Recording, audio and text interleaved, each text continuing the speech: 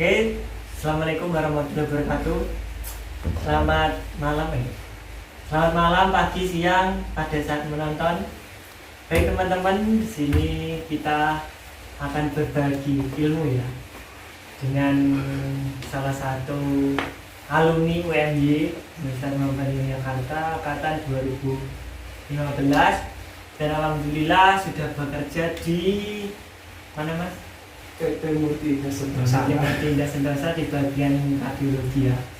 Oke, materi pada malam ini atau pada kali ini ya sedikit-sedikit menyinggung tentang materi dasar sama pengaplikasiannya. Pengaplikasiannya nanti kita akan mengulas lebih jelas bersama namanya Mas Perdana Ditya.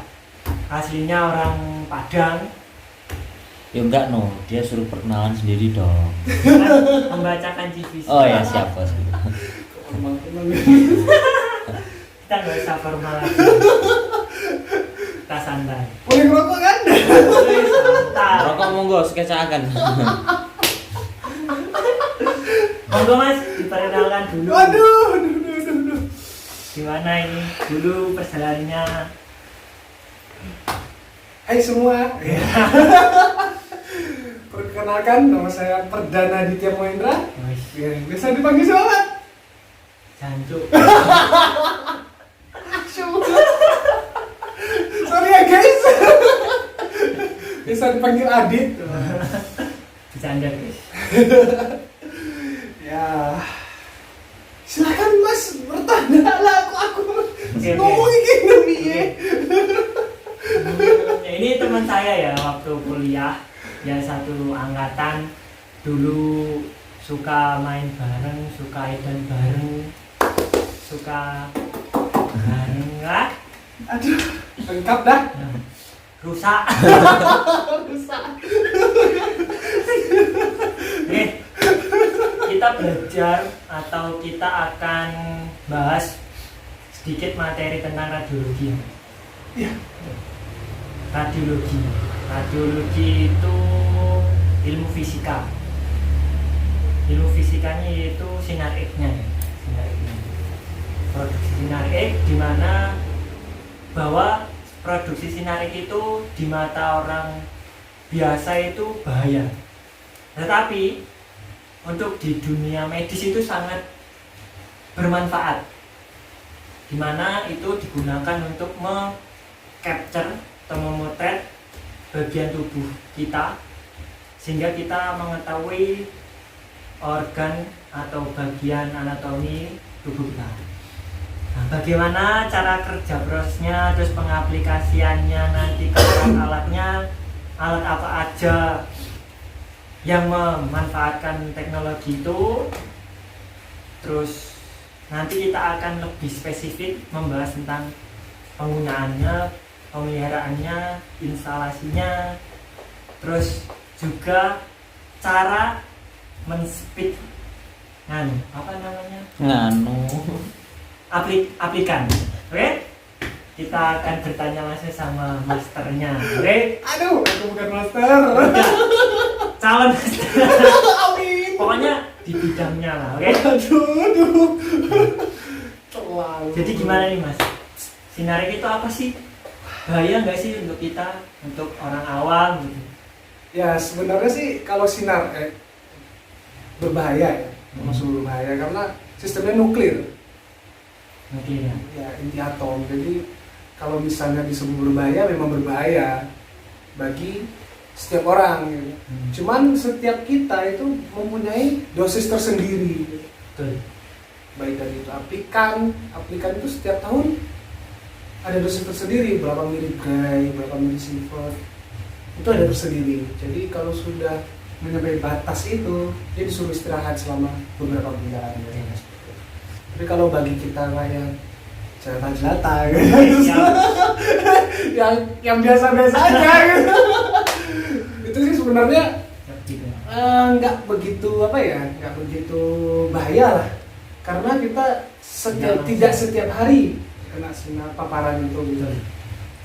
Yang paling berbahaya itu ya bagi aplikannya gitu. Aplikan, teknisi sama Aplikan, kayak teknisi ya termasuk saya mungkin.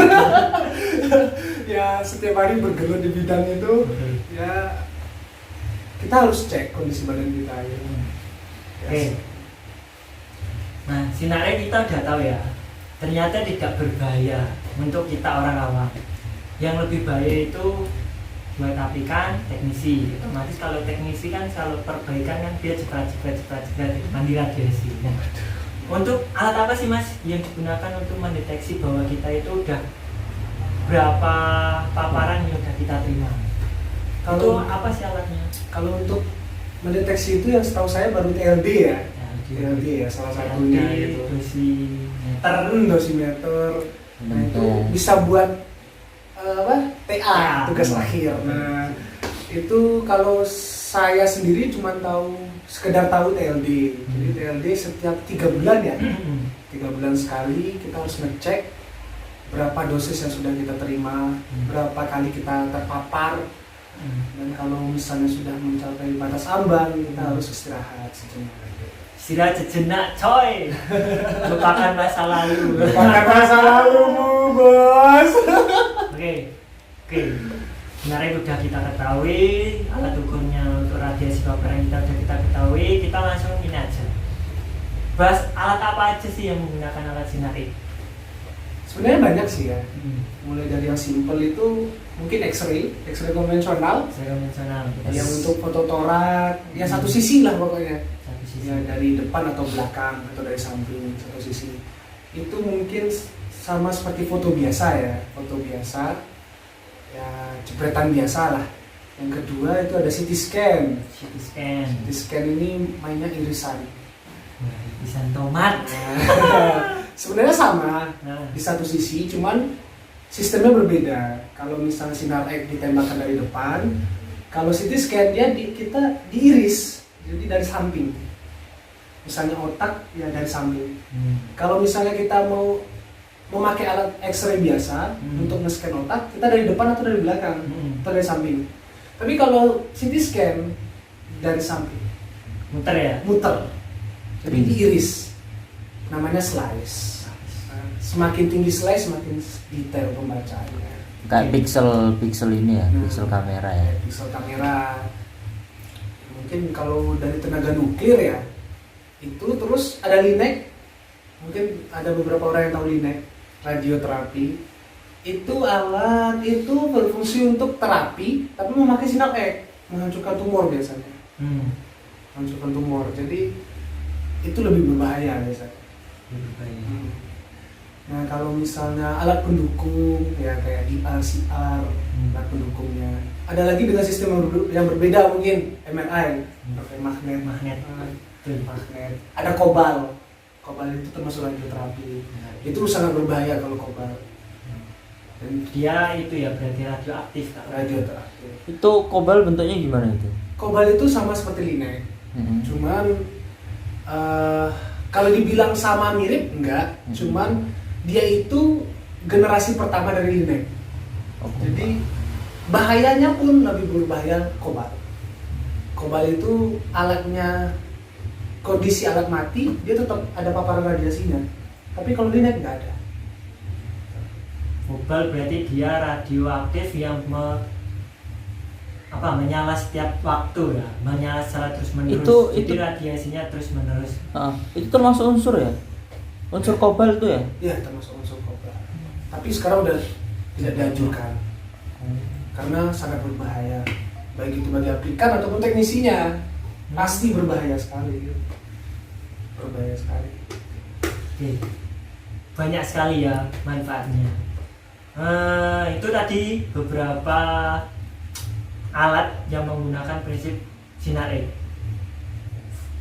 Nah, tadi kan ada beberapa, itu ada konvensional, ada CT scan, terus ada LINEC. Nah, kita bahas yang dasar dulu, yaitu yang konvensional. Bagaimana sih pesawat itu bisa menghasilkan sebuah hasil foto organ? Itu gimana sih Mas? Terus nanti itu bagian-bagiannya terus cara pemeliharaannya sama cara perbaikannya biasanya itu di bagian apa? Ya. Mungkin kalau dari sinar konvensional ya, kita udah mengetahui ada dua macam, yang mobile sama yang stasioner. Yang stasioner ini permanen alatnya, jadi misalnya di satu ruangan ya dia menetap di satu ruangan gitu. Tapi kalau mobile bisa kemana-mana saja, bisa dibawa ke ICU, IGD dan lain-lain. Nah, untuk cara kerjanya ya sama seperti foto sebenarnya, dia dari satu sisi, tapi secara spesifik itu menggunakan ledakan, semacam ledakan elektron lah ya, elektron negatif. Jadi nah intinya itu ya memang pertama kali harus kita lihat untuk sinar X ini dari kelistrikan.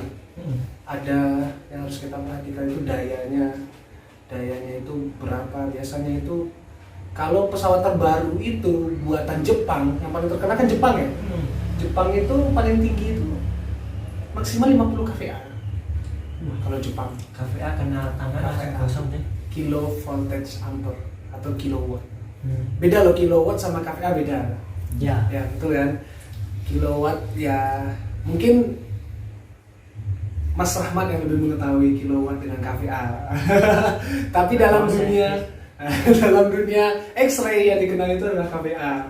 Jadi kita harus memperhatikan kVA-nya berapa. Kalau alat Cina, Korea, India itu rata-rata besar ya.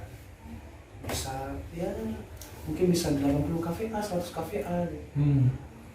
Tapi yang lebih perfect itu yang Jepang ya. Nah yang kedua kita harus memperhatikan groundingnya. Grounding sangat penting. Jadi kalau misalnya ya yang kita tahu di alat-alat elektronik biasa itu kita semacam TV kali ya, TV kesetrum apa ya? Kesetrum ya? Iya, kesetrum. Nah kita menambahkan grounding ya biar supaya aliran listrik yang bisa kebuang ya. Kalau di pesawat X-ray itu sangat penting. Kalau tidak ada grounding, alat tidak beroperasi dengan maksimal gitu. Yang ketiga ya mungkin kita harus memperhatikan. Jadi kalau misalnya alat itu satu pas, kita harus butuh namanya UPS stabilizer. UPS plus stabilizer, bukan UPS aja, bukan stabilizer saja. Tapi UPS plus stabilizer. Okay. Tapi kalau 3 kVA atau 3 pas, sorry guys, 3 pas, kita tidak perlu itu. Karena sistem ya mungkin kita udah belajar ya, sistem 3 pas di saat salah satu pas itu drop dibantu oleh 2 pas yang lain.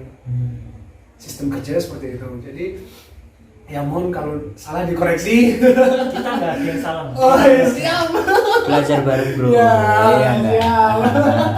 Ya intinya itu yang dari kelistrikan sama ruangan. Kita harus menyesuaikan ruangannya itu dengan standar dari Bapeten dan Kemenkes. Itu kita harus perhatikan itu. Jadi kalau misalnya ruangannya tidak sesuai dengan standarnya, alat itu tidak akan bisa beroperasi, tidak akan diizinkan, tidak terbit izinnya. Kalau itu semua sudah tercover, lalu masuklah ke si X-ray-nya. Dari sistem PLN masuklah ke generator namanya. Generator pertama. Oke. Terus generator ini banyak mencakup banyak elektronik. Ada trafo, ada mungkin HTT. Ada beberapa pesawat itu HTT-nya dipisahkan, tapi pesawat yang terbaru itu HTT-nya udah menjadi satu dengan generator. Jadi lebih simpel biasanya. Ada HTT, ada apa lagi ya? Ya trafo, terus ya MCCB apa segala macam di sana semua, kontrolnya lah. Generator ini kontrolnya pembangkitnya. Nah, pembangkitnya di sana semua. Jadi dari generator ini nanti bakal terbagi lagi. Ada yang ke kontrolnya, kontrol user, mungkin untuk mengontrol QVMA, dosisnya lah, dosis yang ingin diberikan ke pasien.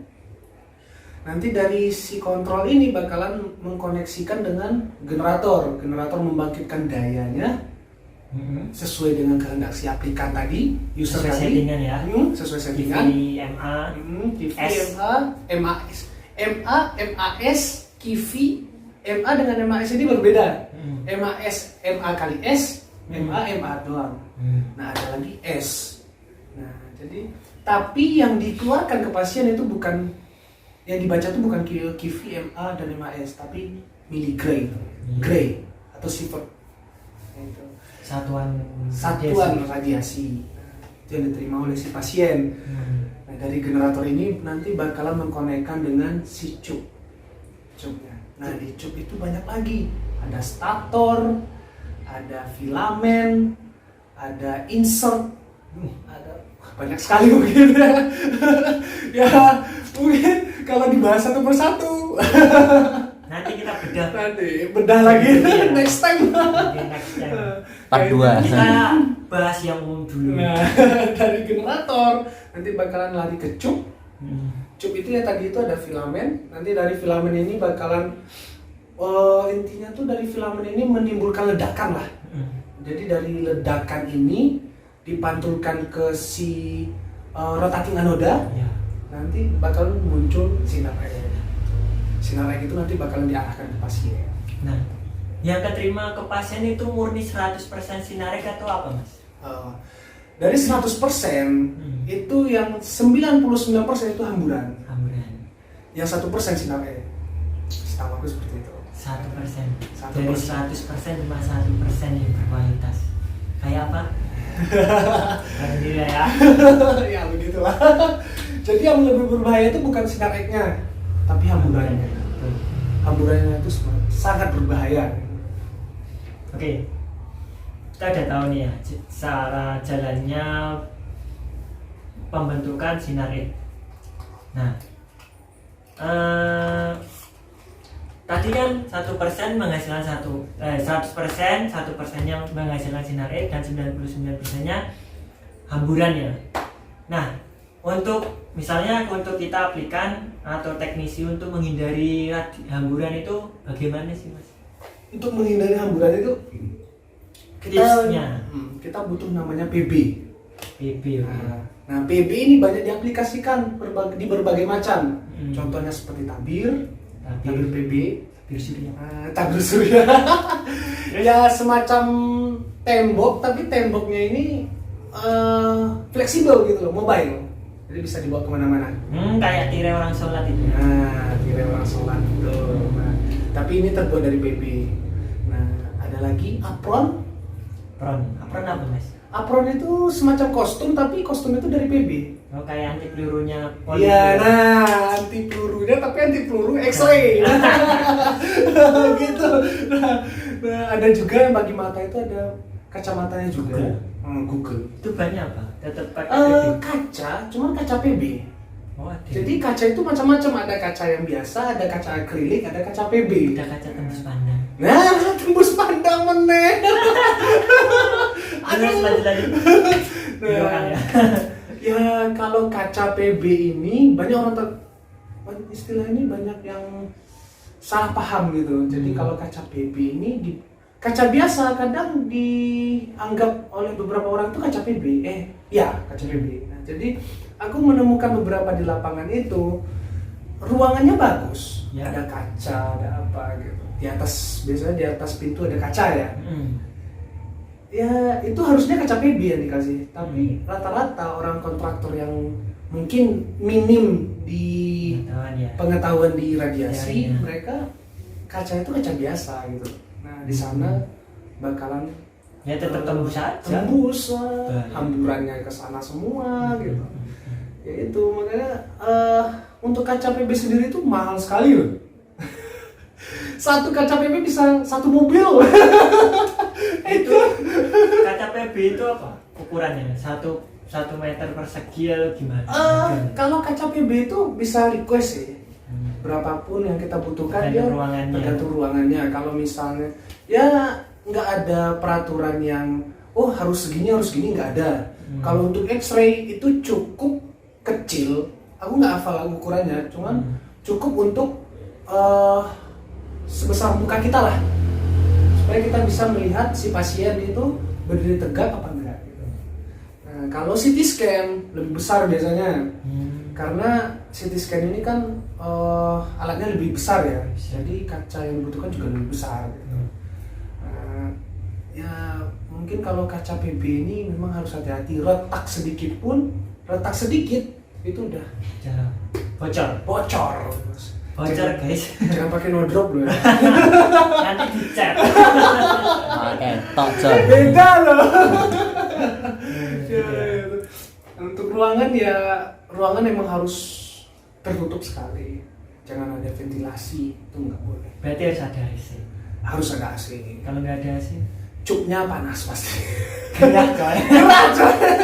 Wah, Oke. aku pernah